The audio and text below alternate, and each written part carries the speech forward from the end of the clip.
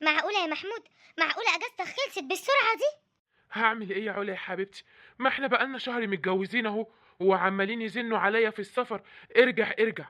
وانا ما قداميش حل تاني، انا كده اتاخرت. كنت واخد الاول 3 اسابيع وبعدين مديت لي اسبوع تاني، واحنا بقالنا شهر متجوزين اهو، واكيد مش هيدوني اجازه اكتر من كده. طب خلاص خدني معاك يا محمود. ازاي يا حبيبتي اخدك معايا؟ ما هو ما فيش سكن ليكي هناك. مش معقوله يعني هاخدك معايا وما يكونش في سكن ليكي وتتبهدلي هناك معايا. ان شاء الله لو الشركه وفرت سكن للزوجين باذن الله هبعتلك. يا نهار ابيض يا محمود، انا هقعد لوحدي؟ ما هي ماما قاعده تحت يا علا، هتاخدوا بحس بعض. ماشي يا محمود، بس انا برضو هبقى طول النهار في الشقة لوحدي وطول الليل لما اجي انام. معلش يا علا، فتره ان شاء الله مؤقتا وهتعدي، ويمكن يعملوا فرع للشركه هنا واتنقل هنا وارتاح. يا رب يا حبيبي. وحجزتي خلاص؟ باذن الله الصبح الفجر هقوم امشي. يا ريت بقى نحضر الشنطه سوا. حاضر يا محمود، تروح وترجع بالسلامة ان شاء الله. ربنا يخليكي يا علا. الو، ايوه يا محمود يا حبيبي. ازيك يا امي؟ عامله ايه؟ طمنيني عليكي وعلى صحتك. الحمد لله يا محمود، بعد ما انت ما مشيت يا ابني حسيت ان انا متضايقه وزهقانه. ليه يا امي كده بس؟ ما انت عارف يا محمود، دخلتك عليا بالدنيا يا حبيبي. يا رب ترجع بالسلامه يا حبيبي. ربنا يخليكي يا امي. هي علا ما بتنزلكيش ولا ايه؟ لا بتنزل لي يا ابني، بتبص عليا وتأذيني حاجه وتطلع تاني. طيب يا امي لو عوزتي اي حاجه اتصلي بيا. وعامه يا حبيبتي انا خلاص قربت اقبض ان شاء الله، وهبعتلك المصروف اللي ببعتهولك. طب وعلا يا محمود، اوعى تنسى تبعت لها فلوس. لا يا امي ازاي؟ انا هبعتلك يا امي 6000 جنيه. ادي علا 3000 ونص وانت خدي 2 ونص. ماشي يا حبيبي حاضر. وان عوزتي برضو اي حاجه يا حبيبتي اتصلي بيا وانا هبعتها لك. ربنا يرزقك يا ابني ويراضيك ويعطيك يا رب العالمين. مع السلامه يا امي. مع السلامه يا حبيبي. ربنا يخليك يا ابني ويفتحها في وشك ويرزقك يا رب من باب واسع، ويديك الذريه الصالحه يا محمود.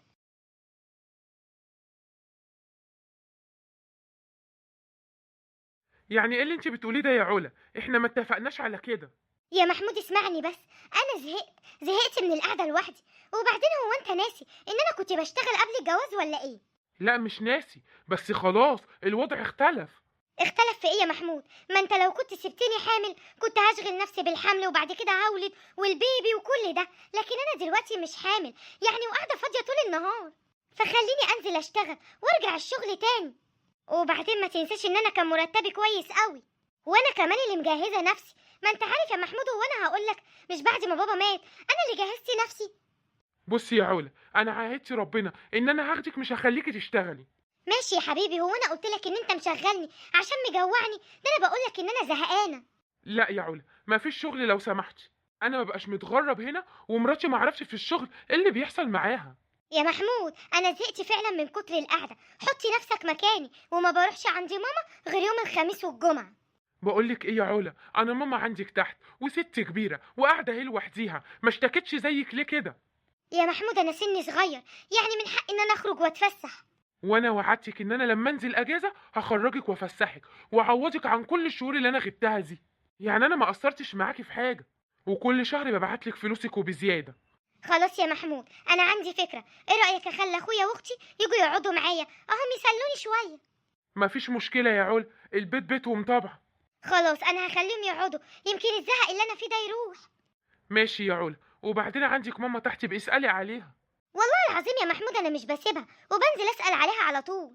طيب يا علا ربنا يبارك لك. يلا مع السلامه، ان عوزتي حاجه كلميني. حاضر يا حبيبي، مع السلامه. ايوه اخواتي يجي يقعدوا معايا، انا زهقت. ما توعى كده يا مصطفى، خلينا اتفرج على التلفزيون. تلفزيون ايه؟ اقعدي لنا ساكته، خليني الماتش زمانه جاي. في ايه؟ هو انتوا على طول نقل ونقل كده على طول تتخانقوا؟ هو مقدرنا ليه يا علا؟ احنا جايين عندك هنا نتقدر؟ ليه يا حبيبتي بس هتتقدري؟ ما انت ما عندكيش غير تلفزيون واحد هنا، والصاله التانيه ما فيهاش تلفزيون. اه صحيح يا علا، ما تبقي تكلمي محمود كده يبعت لك تلفزيون من بره، ولا يبعت لك فلوس ونجيب واحد.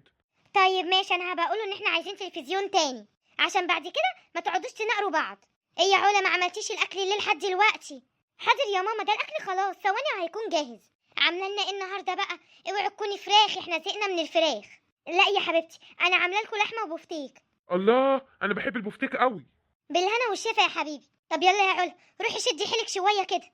حاضر يا ماما، ما هي بنتك قاعده مش راضيه تقوم تساعدني. يا سلام، امال مين اللي روق لك الشقه كلها ان شاء الله؟ خلاص يا ستي متشكرين، هعمل انا الاكل واحضره. يا اخي اوعى بقى بدل ما انت قاعد لي كده. ايوه كده خلاص، ما فاضليش غير البفتيك. ايه ده محمود. الو، ايه يا محمود عامل ايه؟ ايه يا علا، انت اللي اخبارك ايه؟ ما بترنيش عليا يعني، من لا احبابه ونسى اصحابه ولا ايه؟ لا والله انا اقدر انساك برضو. امال ايه ما بتسمعنيش صوتك يعني؟ والله يا محمود من كتر ما هم مالين عليا البيت خلاص نسوني الملل. طيب يا حبيبتي، ربنا يخليكي ليهم ويخليهم ليكي. ربنا يخليك يا محمود. قولي بس انت ايه اخبارك واخبار شغلك ايه؟ الحمد لله يا علا، هي ماشيه الحمد لله على كل حال. وخلي بالك انا بقى كنت هكلمك، شفت انت بقى مستعجل ازاي؟ كنت هتكلميني يعني؟ وحشتك ولا في حاجه؟ لا انا قلت اكلمك طبعا، وحشني من غير حاجه. اصل انا قلت ان اول الشهر قرب وانت قربت تبعت لي المصروف. ايوه يا علا صح، ان شاء الله يومين كده وهحولهم لماما على طول. طب كويس بقى ان انا لحقتك. انا قلت اقول لك ان انت تبعت لي فلوس بزياده عشان خاطر اهلي، اعرف اضيفهم كويس قوي. اهلك؟ اهلك ايه يا علا؟ احنا ببعتلك اكتر ما ببعت لامي، وانتي نفر واحد، عايزه ايه تاني؟ وبعدين اهلك مش ملزومين مني يا علا، ظبطي امورك انتي بالفلوس. ايه اللي انت بقى بتقوله ده ان شاء الله؟ بقول ايه؟ زي ما سمعتي، انت ليه مستهتره بالغربه اللي انا فيها؟ يا شيخه اتقي الله، انت تعلمي انا فيا ايه ولا عامل ايه ولا بمشي اموري ازاي؟ وبالرغم ان انت نفر واحد لسه وببعتلك فلوس حتى اكتر من والدتي اللي عندها مصاريف علاج وده وده، عايزه ايه تاني؟ والله اخواتك مسؤولين من مامتهم، ومامتهم قاعده عندك، زي ما كانوا بيصرفوا في بيتهم يصرفوا هنا يا علا. انا امكانياتي ما تسمحش ان انا ابعتلك تاني. خلصتي كلامك ولا لسه؟ اه خلصت يا علا. والله اللي انا اعرفه ان هم زي ما قلت لك قبل كده، المفروض طالما قاعدين هنا في بيتك يبقى ملزومين منك، زي ما بتبعت لمامتك عشان قاعده في البيت معانا لوحدها تحت، يبقى ابعت برضك عشان اخواتي وعشان تعويض ليا انك رفضت ان انت تشغلني. يعني بدل ما تشكريني ان انا مش عايزه ابهدلك واتعبك تحمليني فوق طاقتي؟ وبعدين بقولك ايه يا علا، ما تجيبيش سيره امي تاني على لسانك، علشان انت كده بتقارني اخواتك بامي، وامي دي حاجه تانية. لو ما كنتش انا اجيب لها مين هيجيب لها؟ ولو ما كنتش انا اديها مصاريف علاجها ومصاريف اكلها وشربها، مين هيسال عليها ويديها؟ لا مش فوق طاقتك يا محمود، والله انا كل اللي بيتكلم بيقول لي انت جوزك مسافر، وطالما مسافر يعني بتبعت لي المفروض الطقطقين وثلاثه عشان اجيب كل اللي نفسي فيه وتعوضني ان انت بعيد عني. يا سلام، وبالنسبه للستات اللي جوازاتهم بتسافر وفي الاخر بيرجعوا يلاقوهم عاملين ما شاء الله شيء وشويات عشانهم وعشان غربتهم، دول يتسموا ايه يا علا؟ اظن دول ستات اصيله، واظن ان هم كده عارفين قيمه شقه جوازاتهم في الغربه، مش عايزين ياخدوا شقاهم ويصرفوهم على اهلهم. انت كده ما بتحبنيش، انت كده عايزه تضيعيني، وعايزه تاخدي شقايه تبقى زيهم على اكل وشرب وحاجات فاضيه وملهاش اي لازمه. حاجات فاضيه؟ هو الاكل والشرب دلوقتي بقى حاجات فاضيه؟ ولا انت عشان مش هتاكلني انا بس، عشان بس لقمه اخواتي وامي اللي زادت عليك انت كمان عايز تجوعني؟ خلاص يا عم، طالما انا تقيله عليك قوي كده سيبني انزل اشتغل واصرف على نفسي واجيب كل اللي انا نفسي فيه. مفيش شغل يا علا، وانا متفق معاكي قبل الجواز على كده، واتقي الله فيا شويه، لان انا بصراحه امكانياتي ما تسمحش، واحده غيرك تدبري كمان من الفلوس ديت. انت عايزاني اعمل ايه يا علا؟ ده انا شغال بايديا واسناني. يعني افهم من كده ان انت مصر على كلامك يا محمود ومش هتبعت حاجه عشان اخواتي؟ لا يا علا، مش هبعت حاجه ومفيش زياده، لانهم مش مسؤولين مني. ولو مش عاجبك الوضع يا علا، سيبي الشقه وروحي اقعدي عند اهلك، وانا برضو من كرم اخلاقي هبعتلك الفلوس اللي ببعتها لك تصرفيها على نفسك هناك، وساعتها مش هقولك خلي اهلك يصرفوا عليكي اكمنك في ضيافتهم. ليه؟ هو انت عايزني اروح عند اهلي وكمان هم اللي ياكلوني ويشربوني؟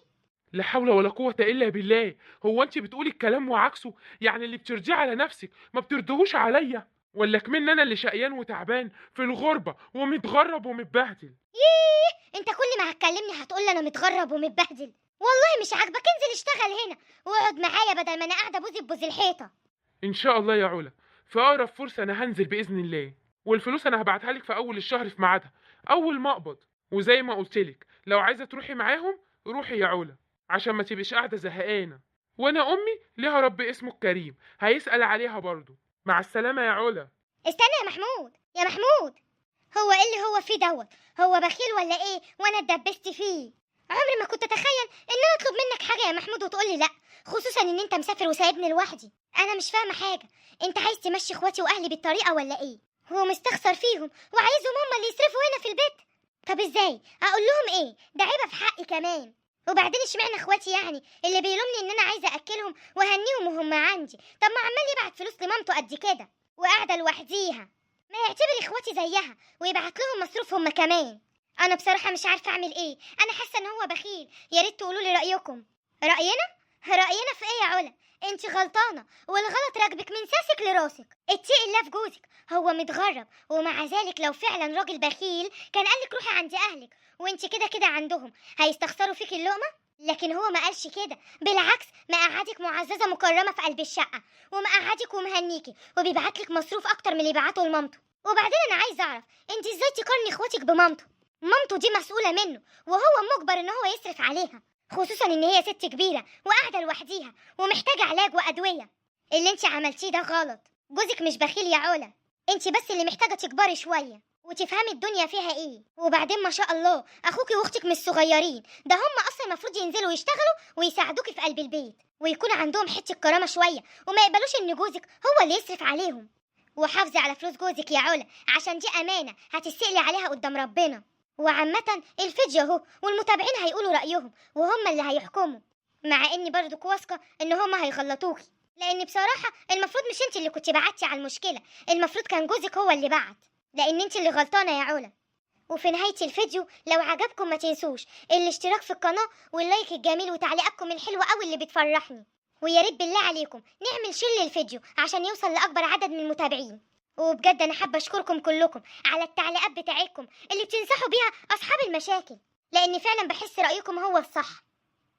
وربنا يخليكم ليا يا احلى عيله في الدنيا. وعايزين كلنا نصلي على الرسول عليه افضل الصلاه والسلام، لان دي الحاجه الحلوه اللي هتقعد لي وتقعد لكم ان شاء الله.